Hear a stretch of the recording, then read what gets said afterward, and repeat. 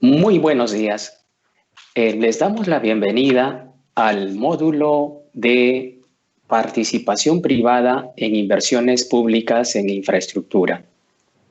En este módulo vamos a abordar los tópicos de las brechas de infraestructura en el Perú, los mecanismos de financiamiento de infraestructura que existen, el financiamiento público, las características del financiamiento privado, los tipos de intervención privada en inversiones en infraestructura pública, conocidos como asociación público-privada, y las condiciones necesarias para alcanzar una óptima participación de la inversión privada en las inversiones públicas en infraestructura. Mi nombre es Fernando Valenzuela y estoy aquí para apoyarlos en el desarrollo de este módulo. Empecemos analizando cómo están las brechas de infraestructura en el Perú. De acuerdo al Plan Nacional de Infraestructura para la Competitividad del Perú, se estima que la brecha de infraestructura de corto plazo asciende a más de 117.000 millones de soles. Desde una perspectiva de largo plazo, a 20 años, esta brecha es de 363.000 millones de soles. Si lo comparamos con la disponibilidad total de recursos de un año para inversiones en general, que es de 44.000 millones de soles para el año 2020, nos hacemos una idea de la proporción que significa este requerimiento de recursos con respecto a la disponibilidad presupuestal del país. En lo que se refiere a las brechas de infraestructura, la estimación de estas brechas a partir de diferentes indicadores nos permite apreciar que existe una brecha particularmente grande en proyectos de transportes y en proyectos de salud. Estos mismos indicadores nos harían pensar que las brechas son bastante menores en lo que se refiere a agua potable, saneamiento y educación. Sin embargo, en este punto es conveniente ser cuidadosos porque estos indicadores de brecha están refiriéndose al acceso básico a la infraestructura y no necesariamente a la calidad del servicio. Es decir, podríamos estar refiriéndonos a que existe infraestructura de agua potable, pero no podemos tener la certeza de tener el agua las 24 horas, los 7 días o con la presión adecuada. Las brechas de infraestructura en el Perú, es decir, ya hablando en términos de cuál es la dimensión de la demanda insatisfecha de acceso a infraestructura, es liderada por el sector transportes para el corto plazo, con aproximadamente 35.000 millones de soles. Sigue el sector saneamiento y sigue luego el sector salud. Estos son los tres principales sectores que presentan brechas en el Perú. Sin embargo, como podemos intuir, las brechas en otros sectores también son significativas. A partir de la estimación de las brechas, se generó el Plan Nacional de Infraestructura para la Competitividad, que contempla 52 proyectos que suman casi 100.000 millones de soles. De todos estos proyectos, llama la atención que 82.000 millones de soles están destinados al sector transportes. Y luego, en mucha menor proporción, a agricultura, saneamiento y energía. Cabe indicar que hay sectores que no tienen cifras representativas en este cuadro, como es el caso particular de salud. Otro aspecto interesante del Plan Nacional de Competitividad es que de los casi 100.000 millones de soles que representan esta cartera priorizada, el 66% se ha seleccionado en función a que puede ejecutarse mediante asociaciones público-privadas, es decir, mediante la participación de la inversión privada. Este es un indicador claro de la importancia que se le está dando a la inversión privada en el desarrollo de infraestructura en el Perú. Por otro lado, también refleja uno de los criterios importantes en la elaboración de esta cartera. Esta cartera se ha elaborado siguiendo los criterios de impacto en la producción, impacto social y posibilidades de acceder a financiamiento.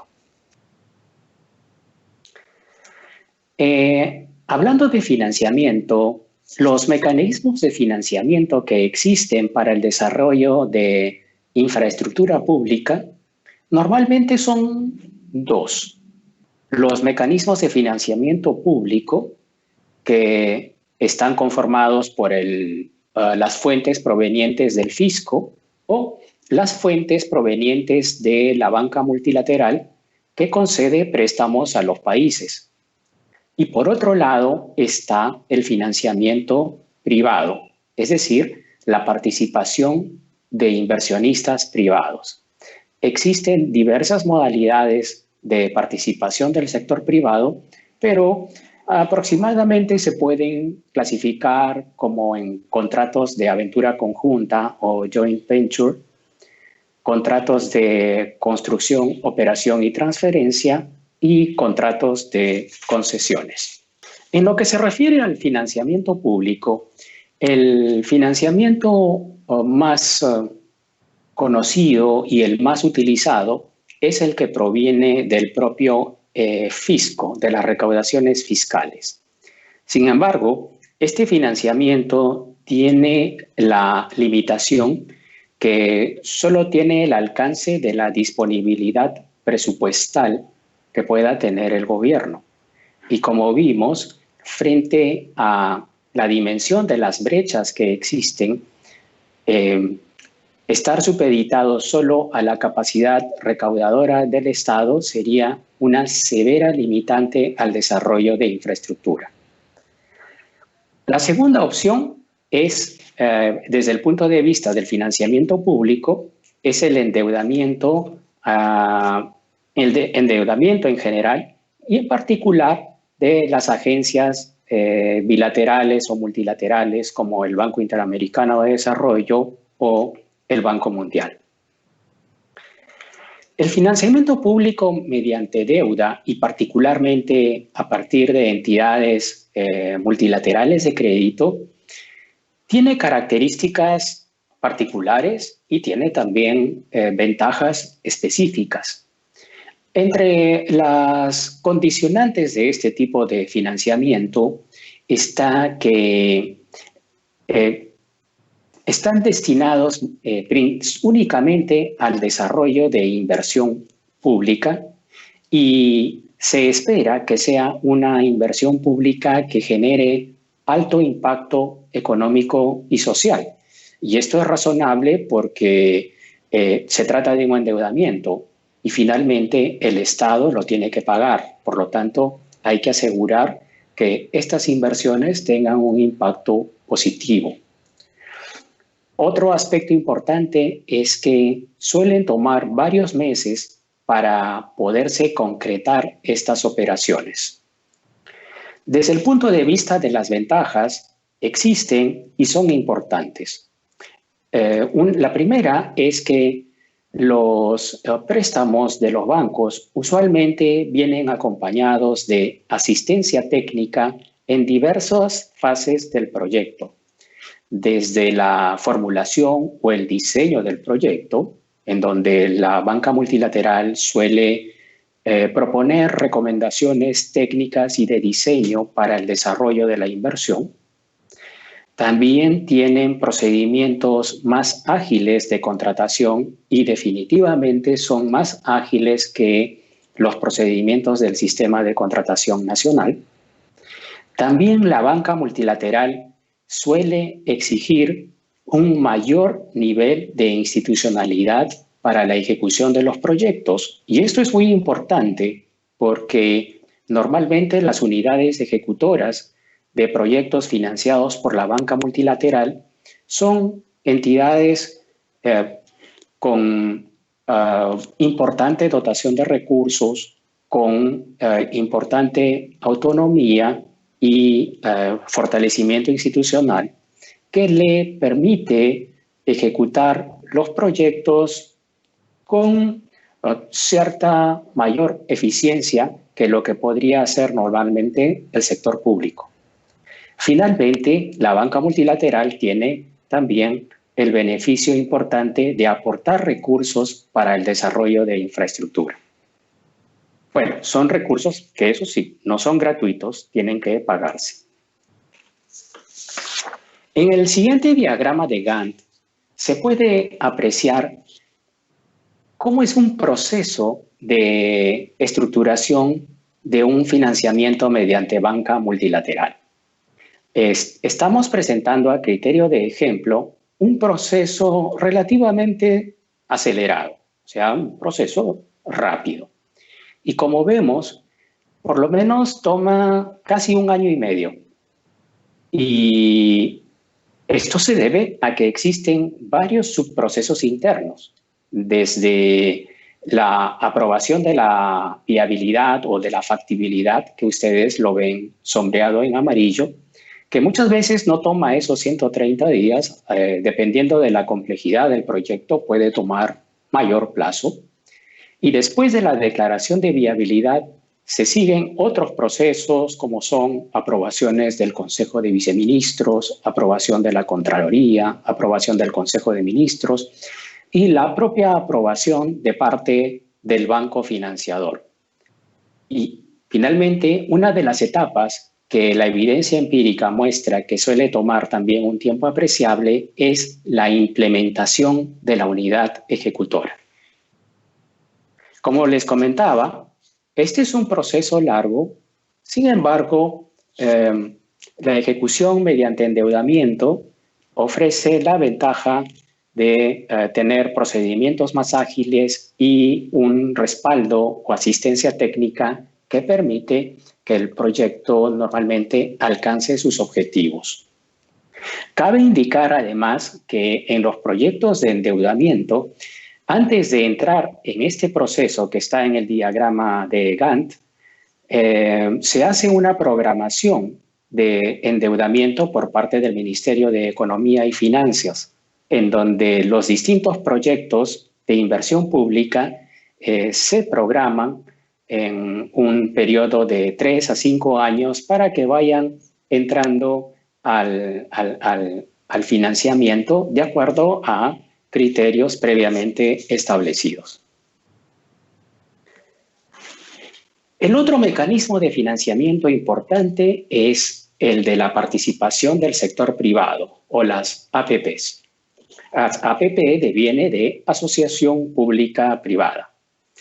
En principio, la APP implica un arreglo contractual mediante el cual el sector público establece requerimientos de características de infraestructura física o de servicios de parte del sector privado, el cual se compromete a desarrollar tanto esta infraestructura y muchas veces a operar los servicios contra una remuneración.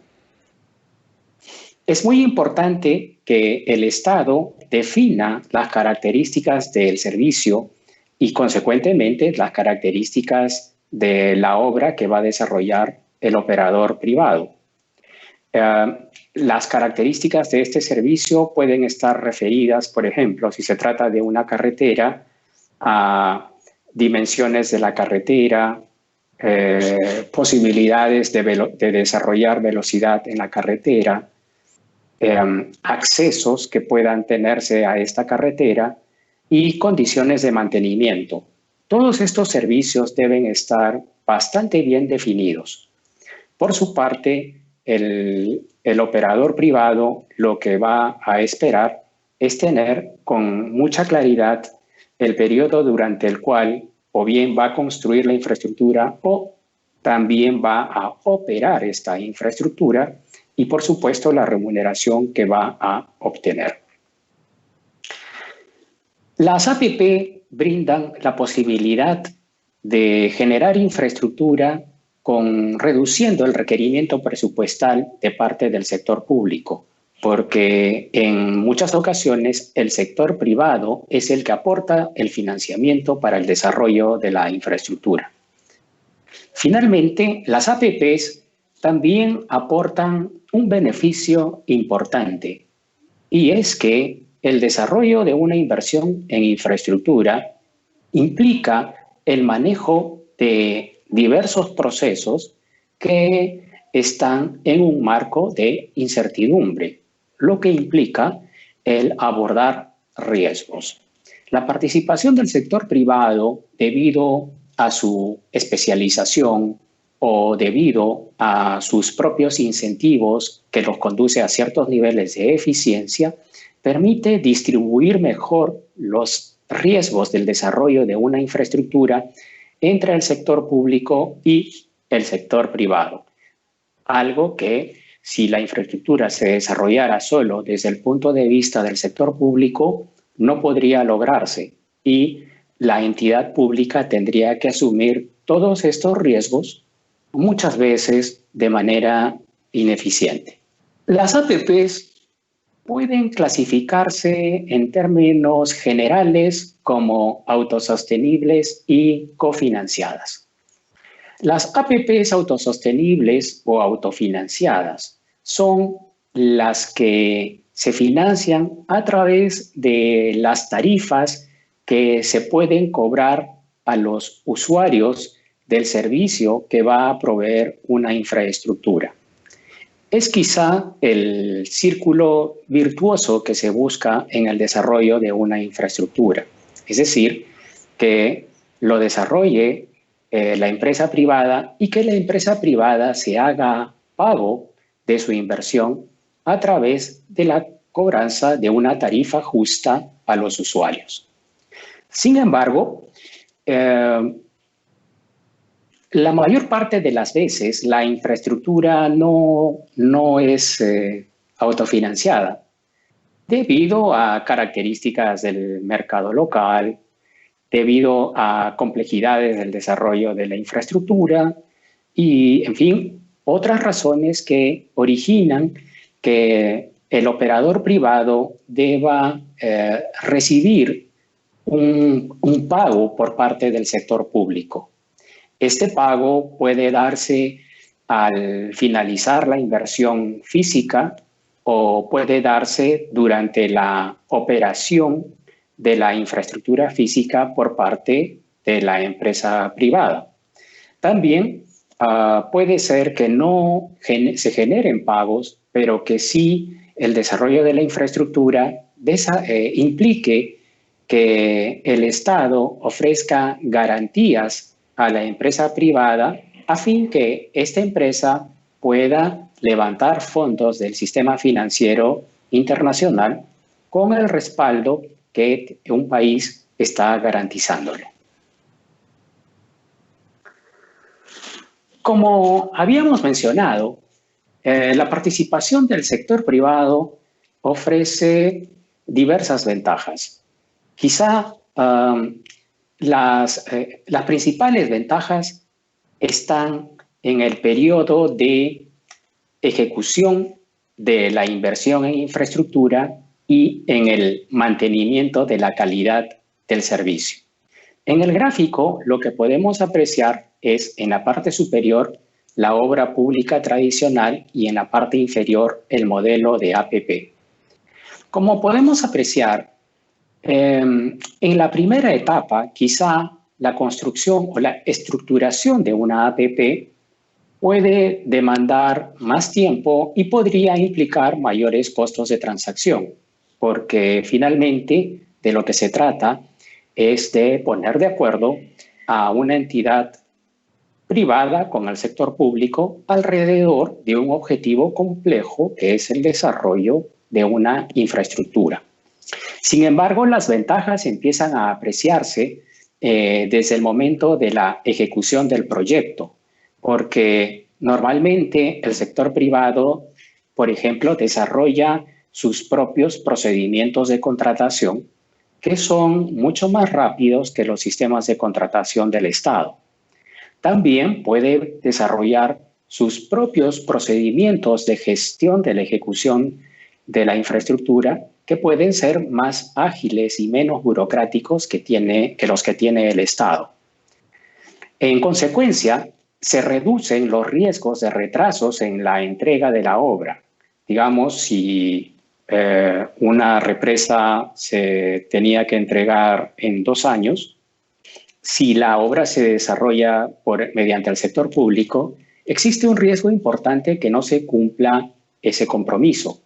Pero si se hace mediante APPs, con los incentivos adecuados y los arreglos contractuales precisos, probablemente se va a cumplir el plazo porque a la empresa privada le conviene, tiene el incentivo de cumplir con ese plazo. De la misma manera, en ese mismo contrato se pueden establecer los incentivos para que la empresa privada, de ser el caso, brinde el servicio o opere la infraestructura de acuerdo a un estándar de calidad previamente convenido. De esa manera, la calidad del servicio se mantiene.